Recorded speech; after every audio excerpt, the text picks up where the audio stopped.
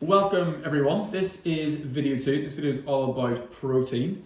Protein is the second macronutrient found in our diets and it has many roles within the body, but is most known for muscle building and muscle preserving. So protein is the main building block for muscle. To understand that, we also need to look at a process called muscle protein synthesis, which specifically builds muscle proteins. Let's think of your muscle as a wall.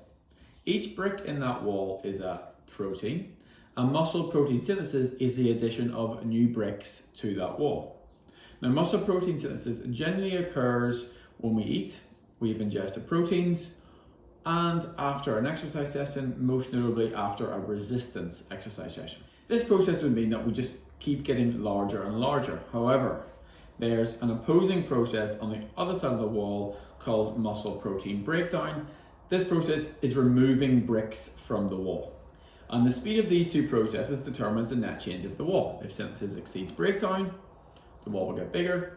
If breakdown exceeds synthesis, the wall will get smaller. So unlike carbohydrate and fat, protein cannot be stored in the body.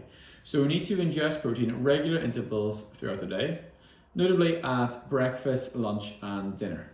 So where can we get proteins? Well, at breakfast, we're probably going to look for things like yogurt. Ski yogurt or Greek yogurt are high in protein and low in fat. We've got free-range eggs, brilliant source of protein and good fat within the yolk. Other sources of protein, typically that we know, come from animal products. So we've got tuna fish here, other fish like the sea bass, cod, salmon, etc. Steak or beef, make sure it's a lean cut, that way you reduce any saturated fats. Chicken, turkey. Protein will also come from plant-based sources such as lentils, chickpeas, pulses, legumes. So muscle is one of the most active tissues in the body and therefore requires more energy even at rest.